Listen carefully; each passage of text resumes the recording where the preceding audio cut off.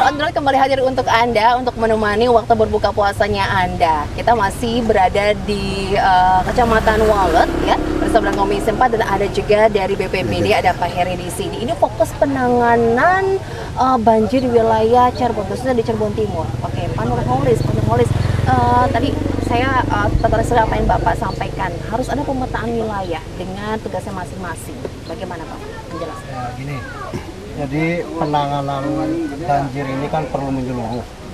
Pertama penanganan sebelum banjir, ketika banjir sendiri, dan penanganan pasca banjir seperti apa. Dan ini tentunya tidak hanya dilakukan oleh pemerintah desa setempat. Ada yang menjadi kewenangan desa, kewenangan kecamatan, kabupaten, provinsi, bahkan pusat. Yang menjadi prioritas menyeluruh itu harus dilakukan. Contoh kasus kecil aja. Di Pabedilan itu kenapa banjirnya kemarin dampaknya luar biasa, karena terjadi adanya tanggul yang jebol, tanggul Kali Senggarung yang jebol.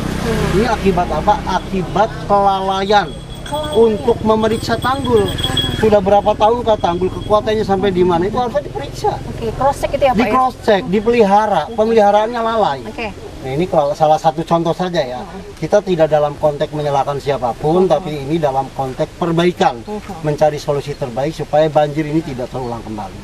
Dan tentu kalau untuk BPBD ini harapannya nih khusus untuk desa-desa yang memang langganan terjadi bencana, baik itu longsor, mungkin Kabupaten Cirebon ada masuk juga banjir di dalamnya, ada kebijakan khusus selain membentuk destana, desa tangga bencana, tapi juga mengupgrade-nya.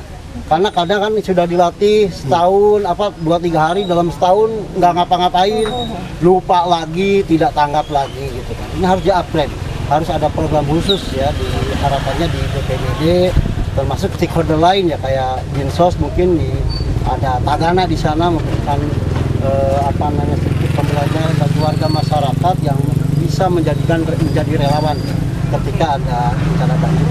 Pak Nisir, apa sih yang harus dilakukan nih Pak agar Cirebon ini terbebas dari banjir, tidak ada lagi warga yang merasa dirugikan karena ada banjir ini? Iya, terima kasih. Ini banjir ini kan memang alam ya, akibat curah hujan yang begitu tinggi, yang secara meluas. Ya.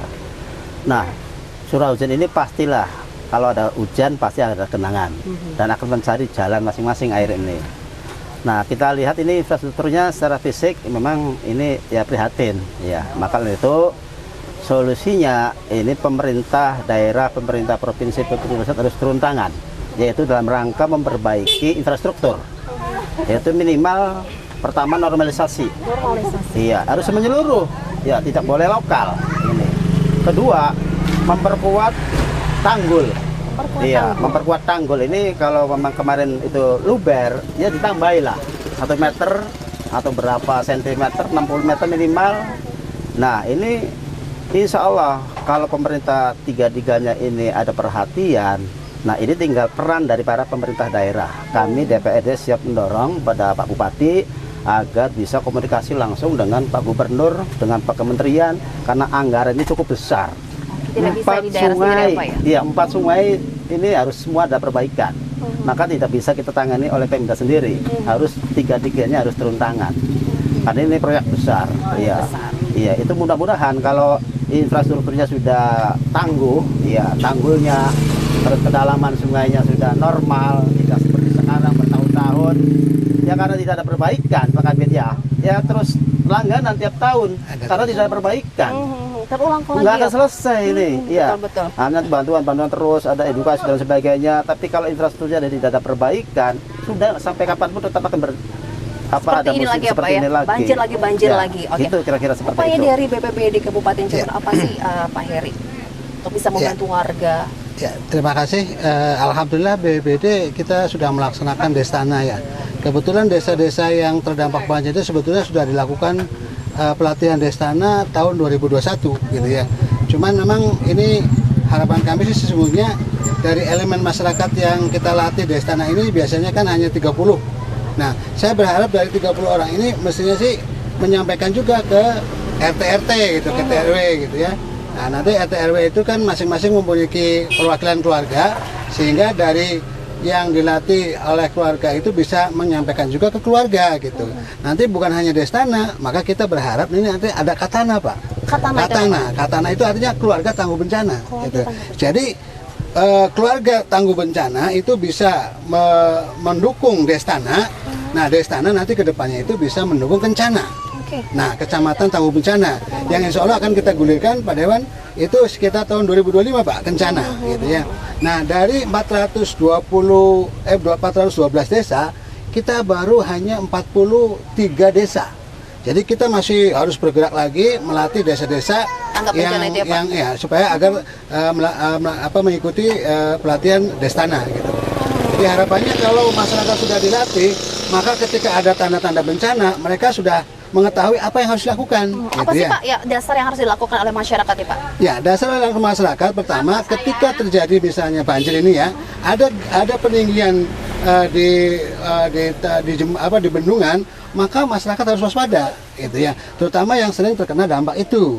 Maka apa yang diselamatkan pertama yaitu ya surat-surat penting ya, ijazah dan sebagainya amankan dulu ya. Selanjutnya baru hal-hal yang lainnya gitu ya. Memang ketika sudah terjadi bencana sih emang nyawa ya, yang utama nyawa. Yang utama nyawa. Hanya kita terbatas di dalam penyediaan sarana. Maka kami berharap bekerjasama dengan para anggota dewan juga mendorong ya agar ada dana untuk bisa diberikan perahu lebih banyak. Sehingga desa-desa ini kita berikan perahu minimal 2 lah ya.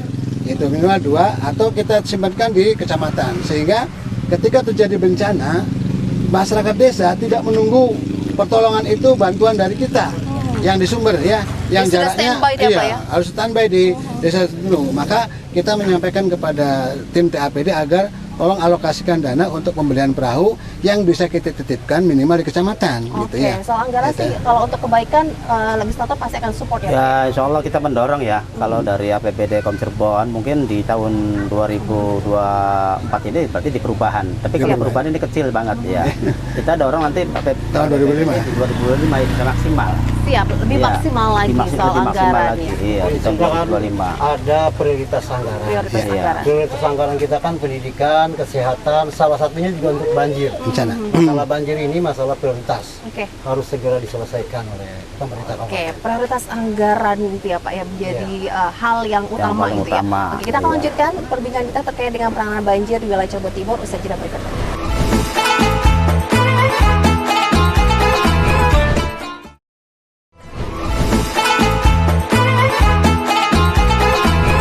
Pihak harus terlibat, harus turun tangan untuk menyelesaikan permasalahan banjir ini. Oke, dari pihak BPWS bagaimana koordinasi yang dilakukan dari Komisi 4? Pak Nurholis. Sebetulnya Komisi 4 sudah sejak lama berkoordinasi dengan pihak BPWS yang terkait dengan masalah banjir ini ya. Mungkin dalam waktu dekat ini juga kita akan merapat akan mengundang seluruh yang terkait baik BPWS, terus PUTR, BPBD, Dinsos, dan yang terkait dengan masalah penanganan banjir, baik pra bencana, waktu bencananya, dan setelah bencananya seperti apa penanganannya. Nanti akan ada evaluasi yang sekarang terjadi, kayak ada keterlambatan pendistribusian bantuan, itu juga kita akan evaluasi ke depannya supaya lebih baik lagi. Insya Allah. Oke, jangan sampai malah saling menyalahkan ya Pak? Iya, betul. Yang terjadi emang seperti tidak sih Pak? Pak Pandi bagaimana Pak? Dari masing-masing pihak yang terkait ini apakah sudah berjalan sesuai dengan tupoksinya Pak? Ya memang ya sudah berjalan sesuai dengan tupoksinya. Ini BPPD berjalan sesuai dengan tupoksinya. Cuma ini kan musibah kejadian alam ya, yang tidak bisa kita tentang ya. Tinggal kita mempersiapkan infrastrukturnya saja. Kalau memang ini adalah daerah-daerah bencana, kita BPBD menyiapkan dari awal. BPBD ini sering kontrol ke sungai-sungai, ya pintu-pintu atau pintu-pintu air yang tadi dikatakan banyak yang rusak dan lain sebagainya. Ini perlu juga dikontrol. Mana juga tanggul-tanggul yang masih agak rawan itu ya atau rendah akibat ulah manusia sendiri. Kadang-kala untuk jalan mobil, jalan sepeda dikurangi, akhirnya rendah. Nah, akibatnya akhirnya meluber. Nah, ini apakah sudah dilakukan atau belum seperti itu? Nah, ini ya BPBD yang langsung ke lapangan, ini ya agak sikap seperti itunya untuk menghadapi musim-musim hujan ini. Apalagi di sini sudah langganan begitulah. Ini pasti tahulah kendala-kendala bahwa nanti kalau air hujan deras tinggi, curah hujan tinggi, pasti banjir di sini. Apa yang harus kita tangani? Nah, itu harus kita tahu lebih dahulu. Apa persiapan, apa yang diumumkan, apa yang disampaikan. Nah, setelah pasca atau sebelumnya, ini harus kita persiapkan. Apa yang dikatakan oleh Kang Koli seperti itu. Dan mudah-mudahan ini sudah siap. Tapi kadang nanti keluhan-keluhan sarana nih yang masih minim ya, termasuk perahu dan sebagainya. Sehingga Dewan untuk mendorong untuk membeli perahu melalui dana-dana pokirnya. Ya, itu bagus sekali lah. Mudah-mudahan ini semuanya semua SKPD bisa kerjasama, saling komunikasi sehingga nanti tahun depan bisa tertangani terbaik lah. Apalagi Pak yang menjadi kendala dari BPBD dalam menjalankan tugasnya nih Pak, khusus untuk penanganan banjir ini selain tadi kurangnya sarana yang perahu itu, Pak Heri? Ya, terima kasih. Kami berusaha meminimalisir ya, meminimalisir kekurangan kami baik segi tenaga maupun dana. Adapun tentang anggaran itu kita kerjasama dengan Bapak-Bapak Dewan ya, bisa kita ajukan. Dan juga insya Allah yang tadi disampaikan kita akan kerjasama dengan BPWS ya, dalam rangka mengontrol aliran sungai gitu ya, aliran sungai maupun sisi kanan sisi kirinya gitu ya, panel-panel yang terjadi gitu dan sebagainya. Bahkan ini kita lagi mengajukan pembelian EWS ya, Early Warning System ya. Jadi ini peringatan dini untuk banjir gitu ya. Kita baru berusaha ke arah Pemda provinsi, kita mengajukan 5 Pak, sehingga ketika aliran sungai itu naik nanti ini bunyi Pak. Oh, ada alarm gitu bunyi. Artinya bahwa masyarakat harus siap-siap ketika ada peninggian di dalam aliran sungai gitu. Nah, ini kita sedang kita sedang ajukan ke provinsi lah. Mudah-mudahan disetujui. Karena kita akibat dari dampak banjir ini ya, mudah-mudahan itu bisa kita anukan. Kita lagi ajukan Pak, mudah-mudahan tapi ini seperti ini cukup setahun saja. Sananya sudah perbaikan struktur. Iya, betul. Kebanjiran terus nggak enak kan? Kan harus ada antisipasi gitu ya Pak Pandi ya. Iya, itu kan sudah akibat musibah ya. Jadi supaya jangan kena musibah terus. Nah, berarti satu jalan kita harus perbaiki infrastrukturnya gitu. Jadi intinya sih ini, masing-masing para pemegang kebijakan harap melaksanakan kewajibannya sesuai dengan kewenangannya. Kayak tadi ngontrol pemeliharaan tanggul harus dilakukan, normalisasi sungai bukan hanya karena banjir terus dinormalkan, enggak. Setiap saat harus dilakukan. Ini untuk keamanan dan kenyamanan warga negara. Kan tujuannya kita melaksanakan kenegaraan kan untuk menghadirkan rasa aman dan nyaman bagi warga negara. Kira-kira gitu maksudnya. Jangan sampai terulang kembali gitu.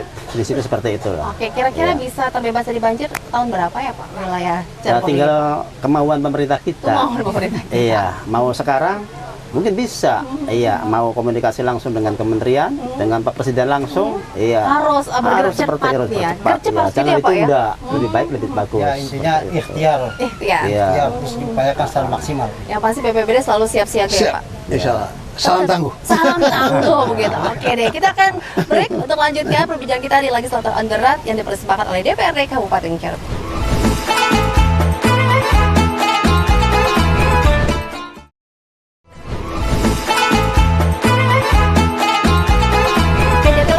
Sudah insya Allah mendukung untuk anggaran ya, terus juga untuk bisa membantu juga BPBD ya Bapak-Bapak ya. Nah, dari pihak kecamatan sendiri Ibu Camat inginnya bagaimana sih Ibu Camat? Ya, kalau kecamatan kan tidak memiliki anggaran untuk pelaksanaan mengeksekusi satu kegiatan ya, atau barangkali pembenahan atau perbaikan, tidak ada itu. Tetapi fungsi kecamat itu tuh mengkoordinasikan. Jadi kami mengkoordinasikan kepada dinas-dinas terkait, juga pemerintah maupun ke dewan ya. Dan nanti akan dilanjutkan oleh tingkat pimpinan ke nasional, apakah itu ke Bappenas atau ke kementerian ya, atau ke Dewan DPR RI gitu. Nah, untuk desa mungkin bisa dianggarkan, tapi yang skupnya desa, sesuai dengan kewenangan dan kemampuannya. Hanya ini juga anggaran ini apakah boleh gitu ya digunakan untuk penanggulangan bencana yang sifatnya fisik gitu. Mungkin kalau untuk bantuan logistik, makan minum mungkin gitu, karena walaupun belum boleh atau apakah diperbolehkan atau tidak, mereka sudah melakukan, karena Paku sudah dalam kegiatan penanganan banjir seperti mengadakan dapur umum itu sudah dilaksanakan gitu. Jadi artinya mereka mengupayakan kegiatan yang dananya diambil dari PBDes, tapi hanya yang skupnya kecil-kecil saja. Oke, gitu. kadang-kadang Dapur umum. terkendala kewenangan pihak lain begitu ya. Betul, ya. Itu juga tuh Bapak yang mau menghambat juga ya dalam hal ingin melakukan yang terbaik dalam penanggulangan bencana banjir ini, Pak Nurholis. Jadi pertama mungkin kalau kita sih menyarankan ya di BPSD untuk seluruh wilayah, baik wilayah kecamatan, wilayah desa-desa yang sering terjadi bencana, baik itu banjir, longsor dan sebagainya, sesegera mungkin melakukan pemetaan masalah. Apa dampak dari mana, ya kan? Kalau banjir mungkin tadi Sedimen. macam-macam lah problemnya, dari penyempitan kali, Ya. terus dari pendangkalan. Nah ini kan harus dilakukan sesegera mungkin normalisasi. Terus ada juga yang memang harus diadakan penguatan tanggul yang sudah rapuh-rapuh, sesegera mungkin ini harus dilakukan. Dan itu yang tahu kan pihak yang berwenang dan orang yang berada di wilayahnya, baik itu desa maupun kecamatan. Ketika menjumpai hal seperti itu sesegera mungkin, nah diberitahukan ke pihak Pemda supaya Pemda ini selalu tanggap. Dan karena kalau di DPRD kan ada 3 kewenangan aja yang dilakukan. Ya. DPRD itu melakukan pengawasan, penganggaran dan regulasi, udah itu aja.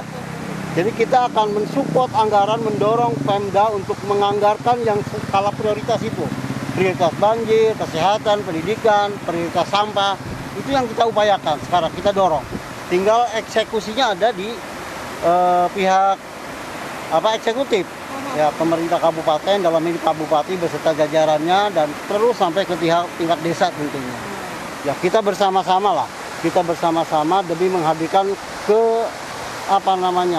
ketenangan bagi warga masyarakat lagi supaya tidak lagi dihantui. Ketika musim hujan sudah buru-buru beres-beres. Ya, ada lagi musim hujan lagi datang, dari repot yang dilakukan. Kita harus menghadirkan ketenangan itu. Oke. Itu kewajiban kita. Siap, oke. Hasil kunjungan ke daerah sini, Komisi 4, apa nih Pak ingin disampaikan sebagai belanja masalah kita ya Pak? Ya, Pak. kami secara pribadi maupun legislatif ya, kami turut prihatin saja. Memang kami terlambat ya, dan memang kami memantau dari beberapa media, karena kami pribadi juga bukan dari Dapil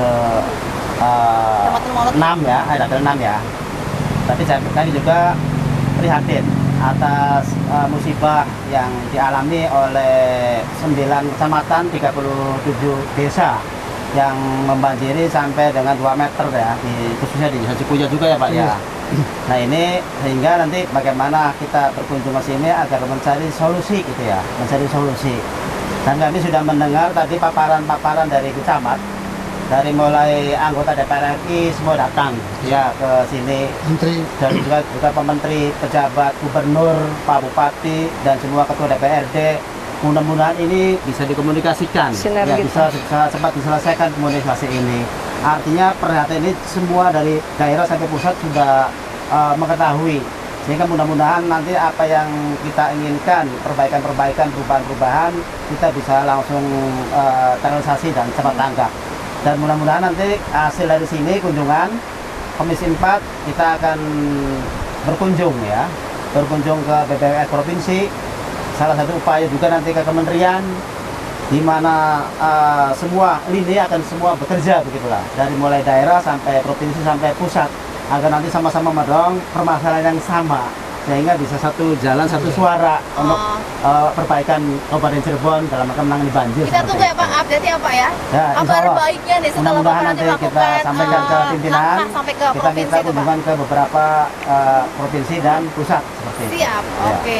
Himbauan apa yang disampaikan dari BPBD Kabupaten Cirebon Pak Heri? Ya, terima kasih. Kami dari OPD Koordinasi ya, kami berharap bahwa semua stakeholder yang ada itu bisa bekerja sama dengan baik terhadap penanganan bencana, terutama dari daerah-daerah khususnya di desa-desa maupun kecamatan, agar bisa memberikan edukasi kepada masyarakat terhadap kesiapsiagaan masyarakat menghadapi bencana, supaya ke depan itu kita bisa meminimalisir baik korban jiwa, benda maupun korban lainnya.